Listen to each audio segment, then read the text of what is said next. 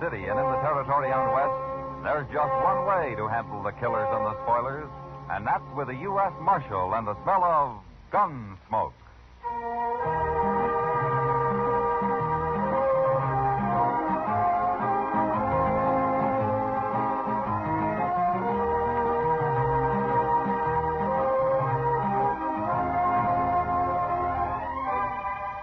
Gunsmoke, starring William Conrad.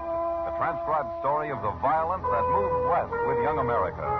The story of a man who moved with it. Matt Dillon, United States Marshal.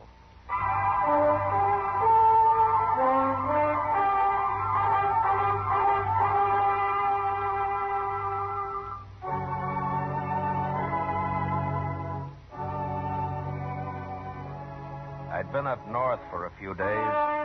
On the way back, I camped on the Pawnee River about 30 miles from Dodge, planning to ride on the next morning.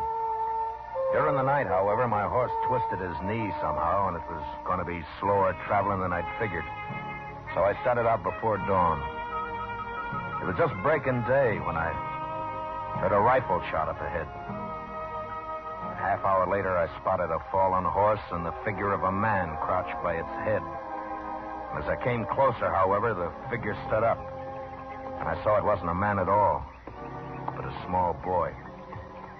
He held a rifle in his hand. That's far enough, mister. I'm a friend, son. Put down your rifle. Hey, you sound like... Yeah, it's Marshal Dillon. That's right. Who are you? Oh, gee, I'm glad to see you, Marshal. Now, you look familiar. We must have met somewhere. I'm Yorkie Kelly. Oh, sure, I remember now. That camp on the Arkansas. That's right. Oh, what happened to your horse, Yorkie? Busted his leg. I shot him just a little while ago. And I've been crying, Marshal. That's why I couldn't see you good.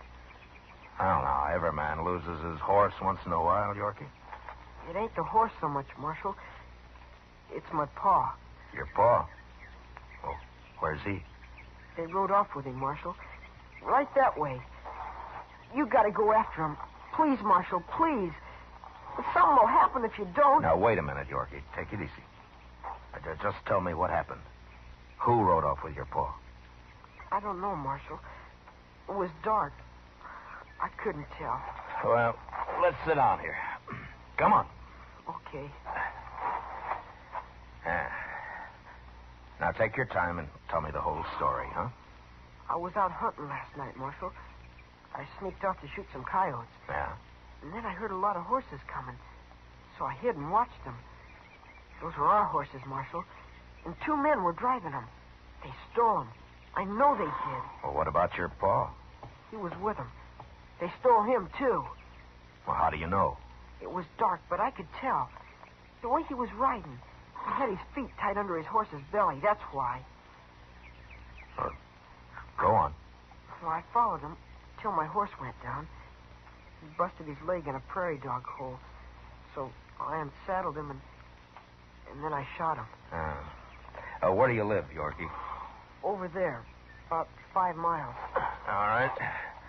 My horse is lame, but I'll get you home on him. Go get your saddle. Well, what about my paw? Ain't you going to go after him? I'll find him, but I gotta have a fresh horse.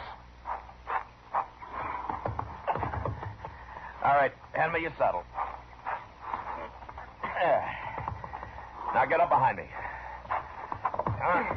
That's it. You think there are any horses left at your ranch, Yorkie? We only had 6, and they were driving 5. Paul was on the other one. Yeah, we're in a spot, then. My horse will never make Dodge. He's getting worse every step. I got a little Indian pony out in the pasture. Oh, but he's not big enough for you. Then you'll have to do it, Yorkie. When we get there, you'll catch your pony and you'll ride into Dodge. What'll I do there, Marshal? Go to the jail and tell Chester I sent you. You can leave your pony there and ride back with him. Tell him to bring some extra horses. We'll need them. We'll be just like a posse, won't we?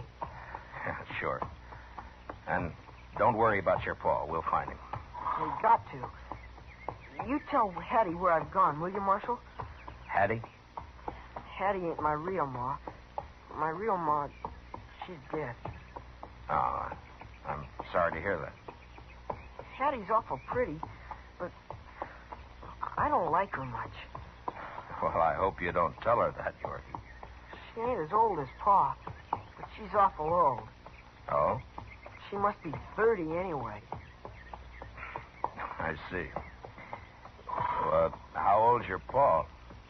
65, but he's tough. You know, Marshal, I don't think Hattie's any good for a ranch. Why is that? Oh, I don't know. I just don't think she is. You'll see. Yeah. I'll ride real hard for Dodge, Marshal. We'll be tracking my pa before you know it. Sure we will, Yorkie.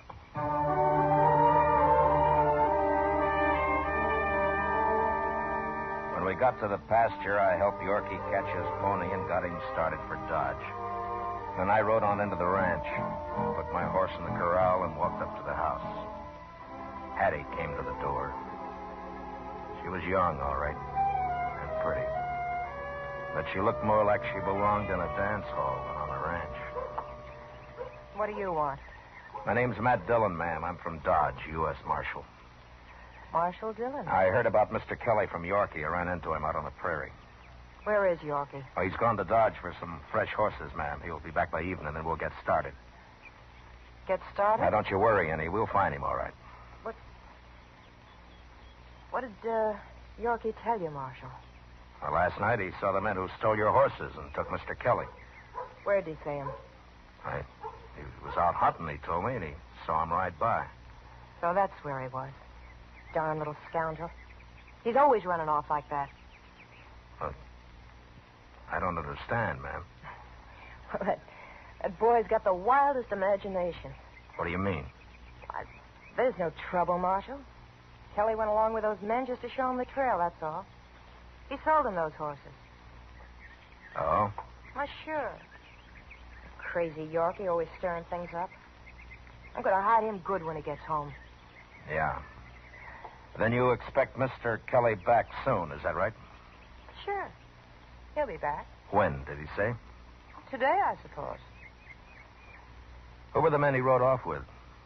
Well, I don't know their names. That's Kelly's business. I don't interfere. Come on inside, Marshal. I've got a pot of coffee on the stove. I expect you could use some.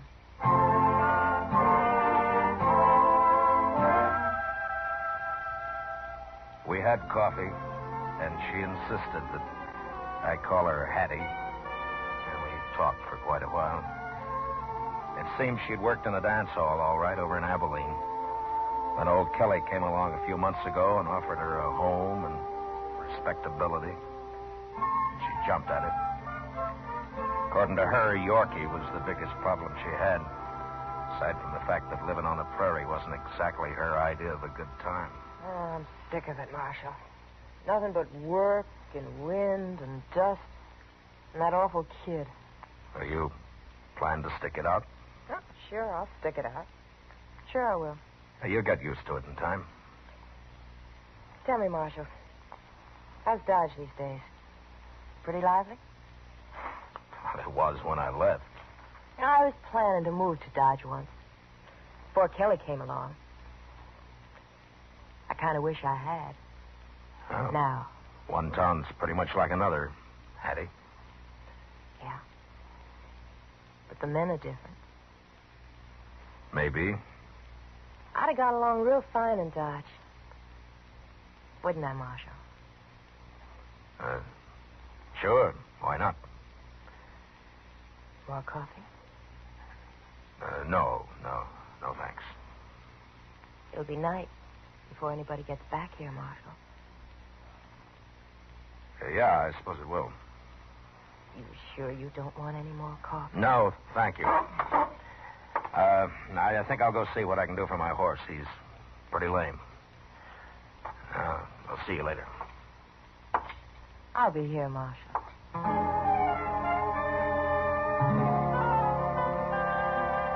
I spent the day out by the corral doctoring my horse and taking it easy. It was after dark when Chester and Yorkie rode in, leading 3 extra horses. But I still didn't know whether we were going to need them or not. I told Chester how things stood while Yorkie was watering the animals, and then we all walked up to the house. I explained to Yorkie that we'd have to wait for morning in any case. Hattie was waiting on the porch. Well, Yorkie, you ought to be real proud of yourself this time. We're going after Pa in the morning, Hattie. Can't track him at night. At least that's what the marshal said. That's right, Yorkie. Now, don't tell me you're going to make a fool of yourself, Marshal. Well, I hope not. Oh, excuse me. This is Chester Proudfoot, Miss Kelly. How you do, ma'am? Yorkie, I could whip you. Now, wait a minute, Miss Kelly. He's done no harm. Your husband isn't back yet, and if he doesn't come in tonight, maybe we better go look for him. How can he come home when they got him all tied up? Stole our horses, too. That's a lie, Yorkie. Those men bought our horses, and your father just rode out to show them the trail. Why are you saying that? You know Pa wouldn't sell our horses. Don't you talk back to me. You shut up, that's all. I won't shut up. You ain't my mom. You can't Now, make me. Yorkie. It's imagination. What do you mean? There's no trouble, Marshal. Kelly went along with those men just to... Okay, Marshal. But you find them. We will. Well, Marshal, I figured you'd all be back here, so I fixed some supper. Well, say, now, that's mighty kind of you, ma'am. I'm awful hungry. And the Marshal also missed his dinner. Come on inside and we'll eat. Well, I'm going around back and wash, Marshal. You don't have to if you don't want to, though. Okay, Yorkie. We'll be along. Chester. Yes, sir? I don't think old Kelly's coming back tonight. We'll be riding after him in the morning. Yes, sir.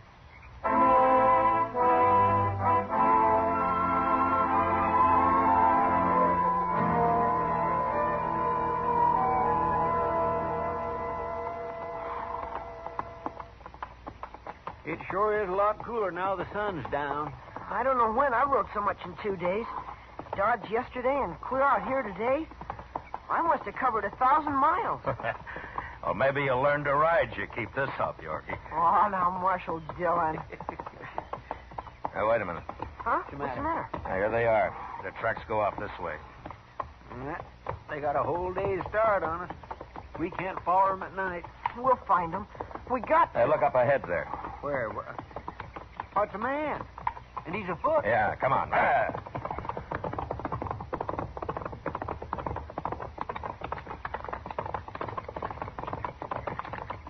It's Pa! It's Pa! Hey, Pa!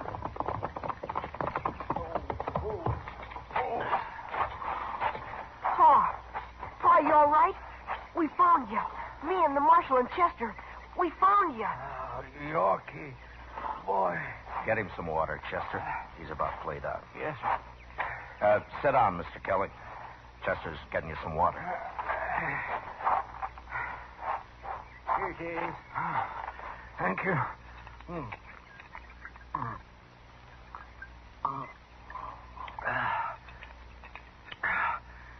I needed that. They didn't give me any water. Where are they, Mr. Kelly? They've gone. Camped near here all day. Then they left me. So as I'd die out here. Looked like I got lost and starved. They had it all planned. I knew it, Pa. I saw you with them and the horses. I knew it. Have you eaten anything? No, Marshal, they didn't feed me either. Wanted me weak so as I couldn't walk far when they left me. Chester, dig out the jerky. Yes, sir. I'm old. Wouldn't have lasted very long. It was a good trick, blast 'em. You mean they were going to leave you out here to starve just so they could run off with your horses? No, it's more than that, Marshal. I'll have another drop of this water.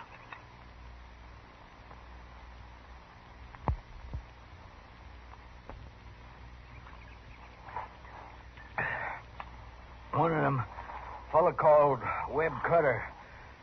He's going to run off with my wife, Hattie. As soon as they sell the ranch, he is. Hattie'd own the ranch with me dead. Oh. I never did like her nohow. Here, Mr. Kelly. Chew on some of this. Oh. And I got some hard biscuits, too, if you want to soak them in the water. Thanks. I'll be all right once I get something in me. Pa's old, but he's awful tough. Ain't you, Pa? Yeah. You're an awful fool, too, Yorkie. Oh, that's all right, Pa. We're better off alone, you and me, anyway. Who was the other man, Mr. Kelly? Rourke, he called himself. Friend of Cutter's. He's going to get his share of the money off the sale of the ranch. Did you know these men before? No. Hattie knew him back in Abilene. So they said. They had it all figured out before we got married. Oh, Marshal, there's nothing worse than an old fool. Well, you aren't the first man to be fooled by a pretty woman, Mr. Kelly. I was lonely, that's all. And I thought Yorkie ought to have a mother. Sure picked a good one. Just you and me, Pa. We don't need no woman around. Well, there ain't going to be one long. That's sure. Look, Mr. Kelly, what did they do with your horses? They going to drive them back to the ranch? That's what they said. Only thing that bothered him was Yorkie here. They weren't sure he was asleep. But Hattie said she'd take care of him. I sure fooled them. Didn't I, Marshal? Yeah, you sure did, Yorkie. But if they're headed back to the ranch, Hattie will tell them we're on their trail and they'll all run off. I got to stop them. They got a couple of hours start on us, Mr. Dillon. Yeah, I know, but those horses they're driving will slow them a little. Chester, you stay here. You can ride in tomorrow when Mr. Kelly gets his strength back. I'm going to take the horse Yorkie was riding on a fresh one. I'll go with you, Marshal. I'll fight him. No, Yorkie. You've done your part. You stay here with your paw. Yeah, I'm the one that ought to go, Marshal, but I just ain't up with that kind of ride. That's all right, Mr. Kelly. You take it easy and come on back when you can. I'll see you at the ranch. Mr. Dillon, you wouldn't have an extra horse, Chester, and you'd need it. Yes, sir, that's true. Well, good luck. Thanks.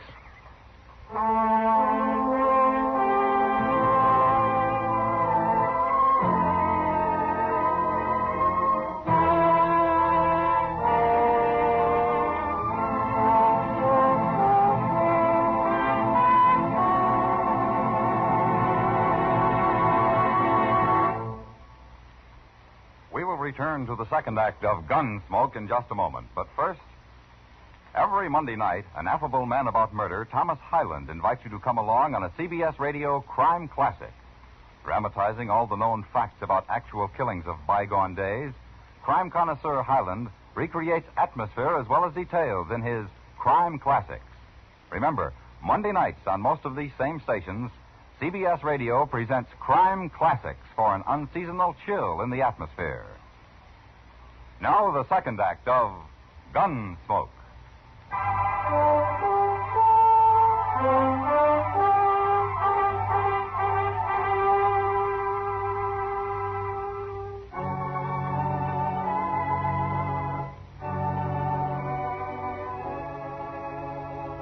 One thing in my favor was that Cutter and Rourke weren't riding as hard as I was. They didn't know there was any special hurry. I changed mounts every few miles, but along toward the end, one of the horses began to sull, and finally I had to leave him. It was just before daybreak when I came to the ranch. There were no lights on in the house, so I figured I'd beaten them after all. There was a room for my horse in the hay shed, and I put him in there and closed the door. Then I walked up to the house, hid behind a rain barrel near the porch, and waited. It was a half hour before they rode in. They put their horses in the corral and then came up to the house.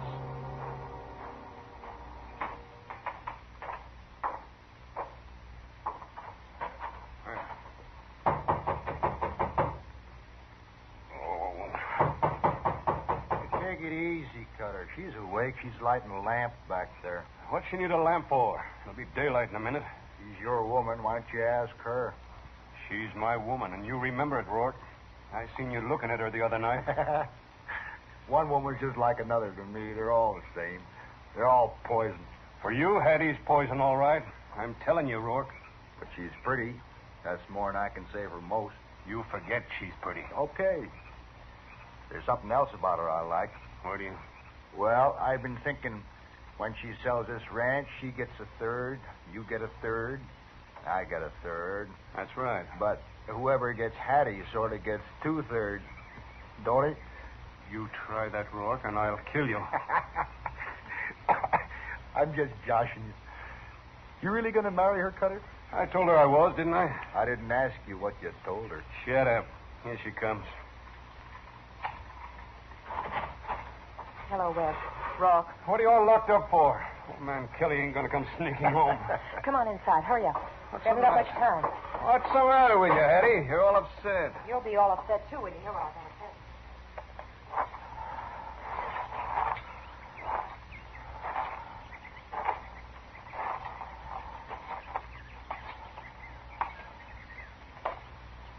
You mean that Marshal Dillon from Dodge? It's just what I mean. He's got another man with him. A Chester something or other. Well, I'll be... This fixes everything. Why didn't you take care of that bratty kid like I told you? He sneaked off to go hunting. He wasn't even here. So how could I help him? And he ran smack into the Marshal. Now we've really got our heads in a noose. Suppose the old man's dead when they find him. Well, if he's dead, he can't talk, can he? Oh, it's worse if he's alive. Blast you, Hattie. Can't you do anything right?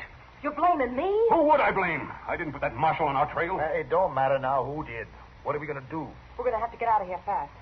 I'm all ready to go just as soon as I get a riding skirt on. Wait. You ain't going nowhere. What? You heard me. We can't be dragging a woman around.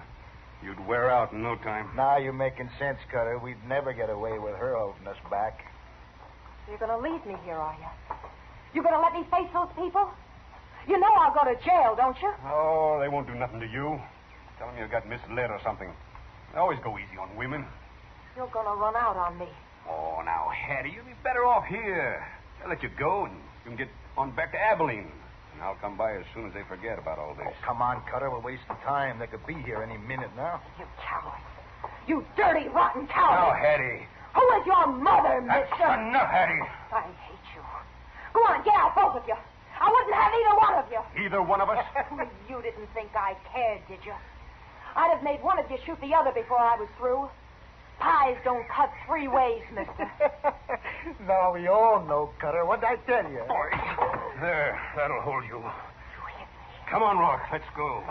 Dirty dog. Ah, forget it, Hattie. Maybe I'll get to Abilene sometime. So long.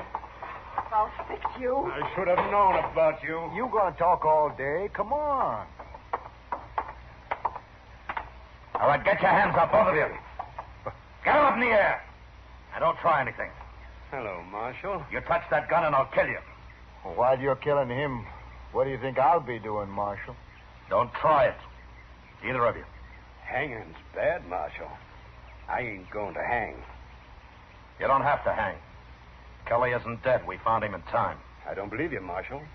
I think you've been here quite along. You ain't even seen Kelly. Yeah. You just want to see us hang.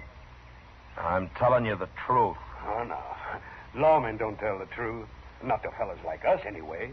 Do they, Roy? No, I don't believe they do. Well, he can't kill us both, Roy. We'll draw at the same time. I'm telling you, don't try it. Why not, Marshal? Let's kill him, Cutter. No.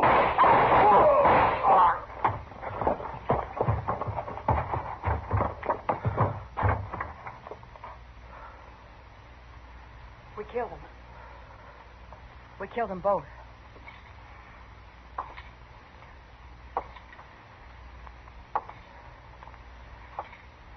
Now, give me the gun, Hattie.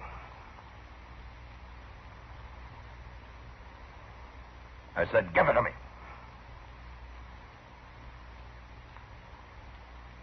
Take it. You shot Cutter, Hattie. Why did you do it? I don't know, Marshal. Did you do it to help me? Or because he was running out on you? He's dead. What difference does it make? It could be murder, Hattie. You'll have to decide that, Marshal. Yeah. Cutter might have killed me. He might have. Well? Go back in the house. You can wait in there. Now they're both dead. Do you care? No. No, I don't care. What's going to happen to me, Marshal? I don't know. I think I'll let Mr. Kelly decide that. Where is he? He'll be here tonight, probably. He's with Yorkie and Chester. Marshal, will I go to jail? I don't know, Hattie. Depends on Kelly. He's a nice old man. He wouldn't hurt anybody.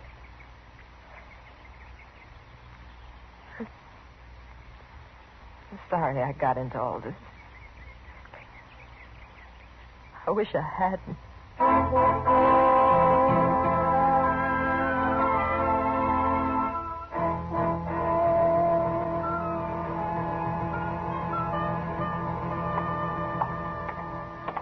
Marshal Dillon? Yeah? I just had a long talk with Hattie, Marshal. Well? She tried to kill me, you know. She had a hand in it. She'll go to jail for it if you prosecute her. I know. But, Marshal, I can't send anyone to jail. Not a woman. If she was a man, I'd shoot her, but... What do you want to do, Mr. Kelly? Yeah, I'll get her things and drive her to town, Marshal. I'll give her some money. And then Yorkie and I'll come back here. Yorkie will just have to grow up without a mother. And about me, it don't matter none. All right, Mr. Kelly. I guess I wouldn't want to see her in jail either. We need women out here. Good or bad. We need them.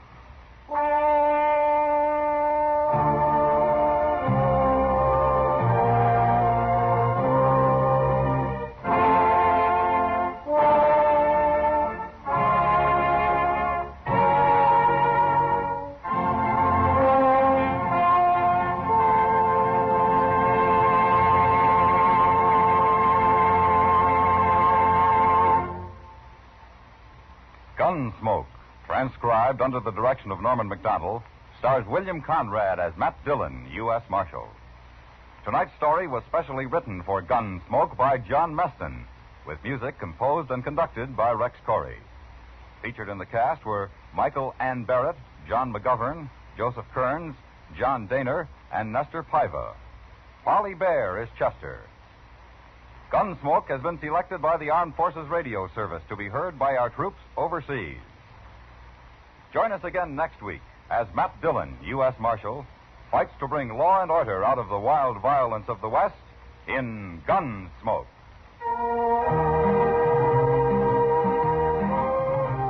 This Monday night, Herbert Marshall has the leading role in a story adapted from Daphne du Maurier's collection called Kiss Me Again, Stranger.